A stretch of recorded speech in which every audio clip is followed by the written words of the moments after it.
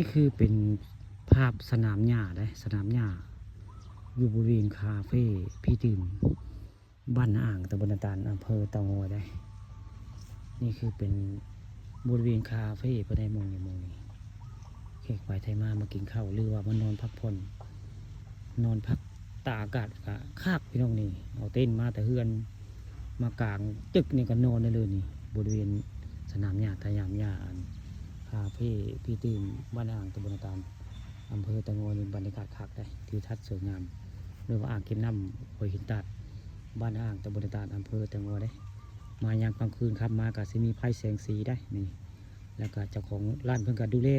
บริไปใส่ได้ดูแลได้นี่นะลูกค้าไปมารับมานอนกับเจ้าของร้านอาหารเพิ่นก็บริปะได้ให้เพิ่นมาดูแลประจำไว้ง่ายพี่ตื่มนี่คือเป็นภาพบรรยากาศในคาเฟ่พี่ตื่มบ้านนาอ่างตำบลนาตาลอำเภอเตางอยได้พอจะกินอาหารเซฟอาหารคักต้องมาร้านอาหารพี่ตื่มบ้านนาอ่างตำบลนาตาลอำเภอเตางอยได้อ่างเก็บน้ำห้วยหินตาดพี่น้องไผบ่จักกระถามรถมาบ้านอ่างเขาอ่างเก็บน้ำห้วยหินตาดอยู่ไสร้านอาหารคาเฟ่พี่ตื่มเขาสิบอกเลยมีมองเดียวนี่พี่น้องนี่ร้านอาหารเซฟอาหารคักอาหารตามสั่งได้มีขวานได้นี่คือคาเฟ่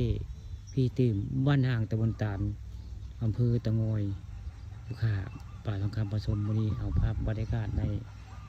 บริเวณคาเฟ่จานตื่มมาเบิ่งมาชมหรือว่าอ่างเก็บน้ำห้วยหินตาดนี่บรรยากาศคักได้ลูกต้นไม้ร่มรื่นแล้วก็มีเก้าอี้เป็นแถวเป็นแนวพี่น้องนี่บรรยากาศคักต้องมาคาเฟ่จานตื่ม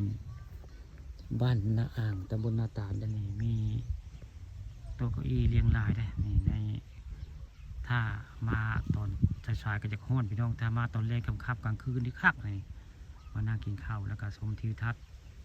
เบิ่งอาบเบิ่งน้ำแล้วก็เบิ่งปลาบ่อนดูเรียนอ่างเก็บน้ำหัวหินตาดบ้านอ่างตำบลนาตาลได้บรรยากาศคักพี่น้องนี่บรรยากาศคักได้พาลูกพาหลานมาเที่ยวมานอนพักผ่อนได้พี่น้องบรรยากาศคักต้องมาบริเวณร้านอาหารพี่ตื่มบ้านนาอ่างตำบลนาตาลอำเภอเตางอยได้อาหารแซ่บก็ต้องมาร้านอาหารพี่ตื่มนะราคาโบเพงพี่น้องนี่คือร้านอาหารคาเฟ่พี่ตื่มอ่างเก็บน้ำหัวหินตาด